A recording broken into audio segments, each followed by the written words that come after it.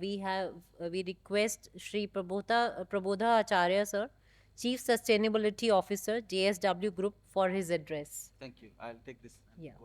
Could you please put the presentations? Okay, thank you. Good afternoon, all. Uh, in fact, after listening Dr. Basu, I was wondering, is there anything left for me to say? But I'll try to do a justice by giving you a practitioner perspective. I'm in this field for last more than 3 decades. In fact, I started choosing this field to work on sustainability in 1992 when Rio Summit was happening. So seeing the changes, I interestingly today heard 6 P's. Thank you for giving that concept. Well, I was asked in this particular event to speak about ESG from theory to actions for effective contributions with measured values. Therefore, it was expected I would speak on more actions and less theory. We had a very interesting session previous speaker, Dr. Basu, took us through all gamut. And it really resonated with me what I'm hearing since last 30 years. There are 2 words in your theme is being used also. I could see you are talking about unlocking sustainability, at the same time you are talking about ESG. It drives a point to possibly delve into some theories. And that is where I want to give my perspective.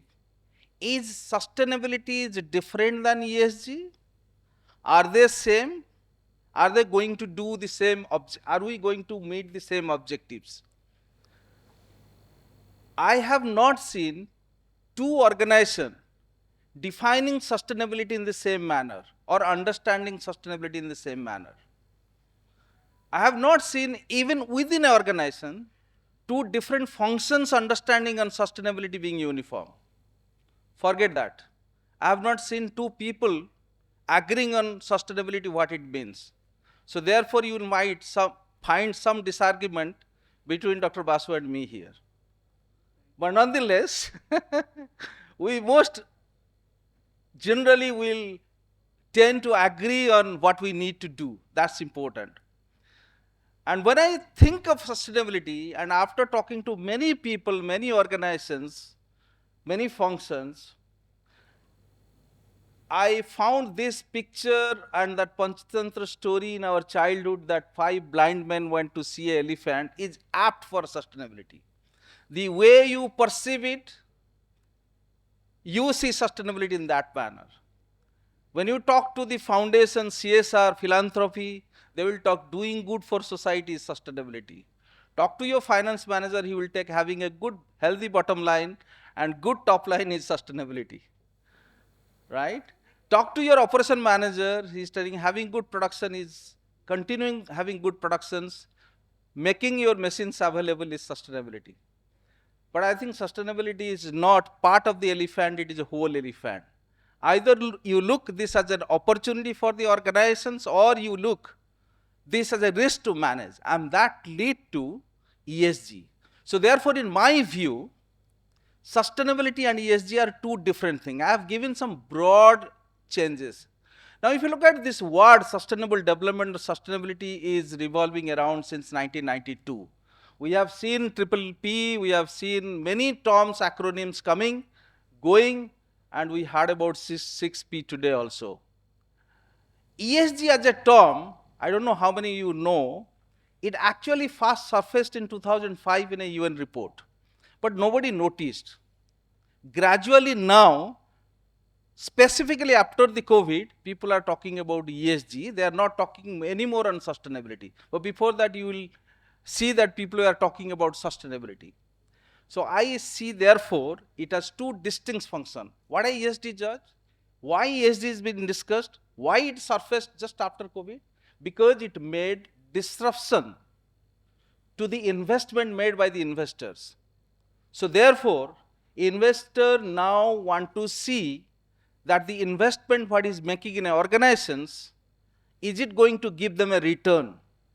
And therefore, is the organization has a robust system to manage risk related to environment, social and governance. And we all know governance is a fundamental thing for any organization to succeed or fail. And that is how after COVID it is gaining importance because a lot of our investors are asking. So therefore, ESG is a risk management tool. However, sustainability is a business management tool. 100% of your profitability, 100% of your business is sustainability. So it is all depends on how you manage the organization to consistently meet the objective of the organization. Therefore, sustainability cannot have a single definition. And everybody is right when they define the way they look at sustainability. So there, from a practitioner point of view, I have chosen and decided first to have a unified understanding of sustainability. Therefore, if you look at JSW's sustainability website, we have given a vision statement and that defines sustainability for us. I've given some of the differences, but fundamentally, one is a risk management tool, another is a business management tool. So that way, as a practitioner, I look at. So therefore, if I develop all the right processes and systems to run my business, I'll ensure that I'm continuing my business for n number of years, taking care of all stakeholder expectations, not only of the financial or shareholders' concerns. And therefore, I should be able to better manage the ESG risk. And again, I'll give another example how the ESG risk management is becoming important. If somebody is following the global risk management report being done by a World Economic Forum for last 12, 13 years, every year they are putting what are the global trends and risks which are going to impact the business. They survey more than 500 top global CEOs and they put the report. And we saw Dr. Basu presenting the micro trends that is going to impact the businesses, right? It is nothing different if you see. But what is changing? Over the period, if you see, the issues related to environment, issues related to social aspects are becoming top on the risk chart. And that you see all the greens, how it is becoming important in the CEO's radars. So therefore, the successful business, the top business who are being successful are increasingly providing importance to those areas and developing processes and system to manage. And therefore, ESG is becoming important from an organizational perspective. And that's my take on the theory, right? Now with that, let me reiterate, because I come from a business, right? So I'm not doing charity. Our objective is to grow the business in a way and along with the society in a responsible manner. But we need to grow, because if we don't grow, you are not sustainable. So that means, do we see sustainability have a business benefit? Absolutely yes. And I will tell the reason. These are the 7 reasons we find, and you can apply that in your organizations to convince, if anybody is not convinced, this is really adding to business benefit, both to your top line, bottom line, and also green line. So it adds to everything. The first logic is disruptions. What you see, climate change is a risk everybody is talking about. But many startups, we have a young startup here also, they will possibly speak about that. They have found this is an opportunity. Look at energy transition is an opportunity. And this is opportunity is coming from a climate change, which is mostly looked at as a risk. In JSW's case, if you see, we have an energy vertical. Now we are completely going towards renewable. That's giving a business opportunity. We are into cement business. It's the greenest cement in the world. That has given us a business opportunities. And we can always be ahead of our competitor. So it gives a competitive advantage plus a business benefit. The second reason, customers are increasingly demanding for the greener product. Although we should be careful about the lipstick, what Dr. Basu talked about, that is green washing, we should be very careful, but customers are demanding. Believe me, I'm in a sustainability field. For last 30 years, no customer was talking to me. Suddenly from last 3 years, almost every week I am interacting with the customers. They are not talking to my sales and marketing. They are talking to me. I'm the chief sustainability officer. I don't have any relations. I should not have. But no, they want to know when you will be ready to provide me green steel, green cement, green power. What will be the cost? What's your plan? In fact, they are asking year-wise, what are your interventions and how you are going to change your product mix. So therefore, transferring towards greener product is a business benefit and it's a good sustainability practice, right? The third reason, efficient operations. I'll give a real example. Last year, we instituted a program in one of our largest steel mill in Karnataka. We call it SEED program, that is Sustainable Energy, Environment and Decarbonization Program. Over a 30 years with the existing assets, how we can make the changes. We engaged, of course, a consultant to make the mindset change. We found in the first year itself, we got more than 30 crores of benefit, real benefits.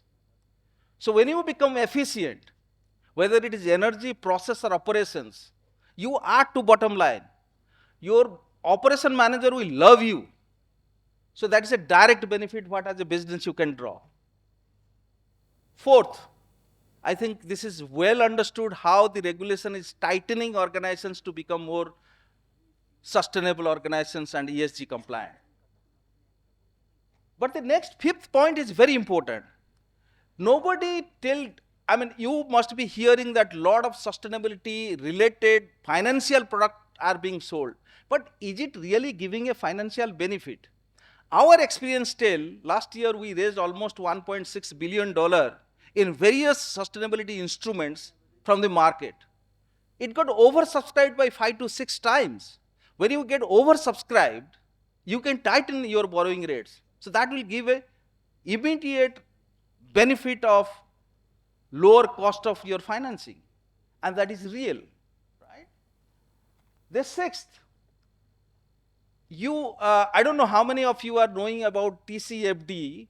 You know, TCFD, the Task Force on Climate Change Related Financial Disclosure, was formulated by the Financial Stability Board, right? And even now RBI is talking about climate aligned financial frameworks. So every investor wants to know, are you aligned with the TCFD requirements? It's becoming so important. It's all about business resilience. The last but one, I have seen in the last, if you see any fossil fuel companies, they have given negative TSRs, that is total shareholder returns. The the tech firms used to give highest return. But the first generation clean tech companies are giving more than 80% of shareholder values. Look at Tesla. That's the example. And in India, I see consistently the young entrepreneurs are coming and putting their efforts towards clean techs. In fact, in JSW, we have started a ESG fund recently. So we are encouraging those companies who are coming to the clean tech. So what I want to summarize here, there is definitive benefits to the organizations in both financial term by doing good. So by being good, having the right system and processes, you are making your organization resilient. So that's the benefit. So I cannot, emphasize more that how as an organization, if somebody is not aligning your processes towards sustainability, how you can reap the benefit. And in the meantime, manage all your ESG risks. Again, repeating, ESG is a risk management tool. Now, having said that, how, if, because it is the subject of discussion today on ESG, so therefore let me divert from business management processes to risk management process, how the organization should build a robust ESG framework. We saw the 9-point agenda put forth by Dr. Basu. I am giving a very simplified formula, which is tried and tested and we have applied. The very important thing, is it driven by the top? Do you have a responsibility at the board level? Because I'm a science student, I greatly believe and see everywhere you can apply Newton's formula, Newton's law. Nothing will change unless there is a force applied. So if you want to change the inertia, you need to apply a force. And the force can be given by the instrument or the body who has the capability to produce the force. And that's your board. So therefore, fundamentally, if you don't have a top level directive, and if you are in the sustainability field, could not convince your board level to have a specific focus, you can't have nothing will move then, right? In JSW, we have, I'll give you the example of JSW. Then you identify the risk, then you develop strategies how you want to mitigate those. So if you have identified whatever number of risks, if climate change is a risk to everybody, but what are the other risks? And there you need to have a stakeholder consultation. This will be too technical, I am not going through. But once you do that, then it's very important to have specific KPIs, smart KPIs, specific, measurable, achievable, realistic, having a time frame. That's very important.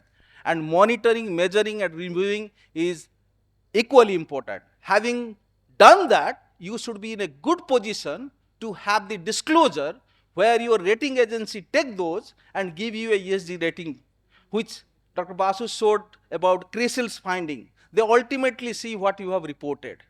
Now, if you have not done, then you can't report. Now, quickly, I think 2 minutes. I thought I should take more time on this slide, but I'll tell you, that is how we have applied. This is the model I'm saying that how JSW as a group has applied. I told we have defined sustainability through our vision. To achieve the vision, we have a framework. And this is the framework, what you see, there are 17 focus areas. What is focus areas? They are material areas, they are not SDGs. Ideally, the number becomes same. How we arrived at that? We did a detailed stakeholder analysis. That means we asked all our stakeholders. And then arrived, these are the 17 focus areas. If we focus, and if you see, we have also mapped them to E and S and G, right, to manage the ESG risk.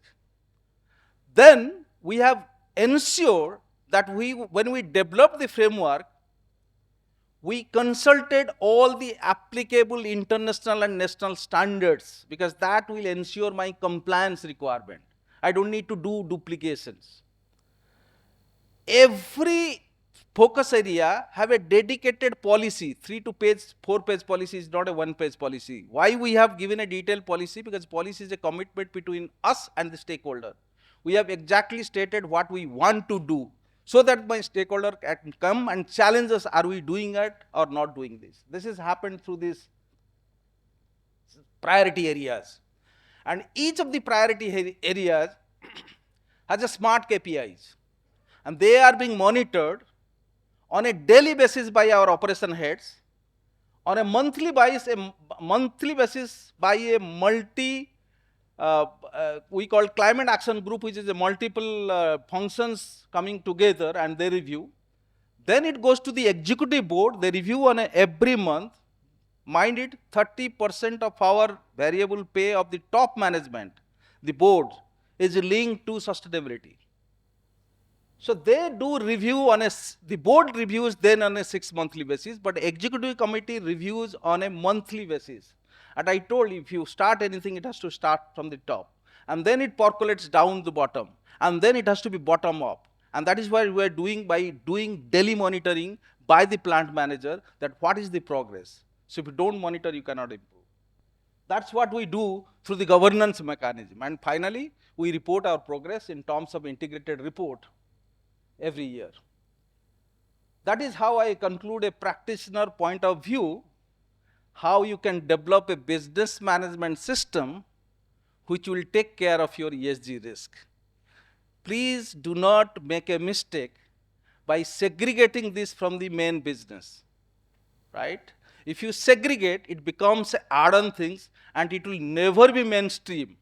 So therefore, our intention is to mainstream sustainability into business practices, not to bind business through some requirement which is coming from ESGs.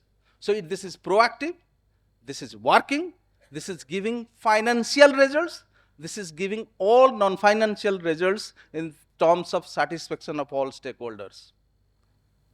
Thank you very much for your patience hearing at the end.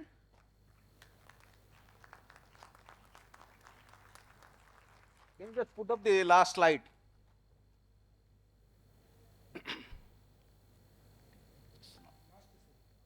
The last thank you slide. Okay. Just a word before I go. I really like the last sentence. Be the change you want to see in the world. The great Mahatma Gandhi has once told. This is applicable everywhere.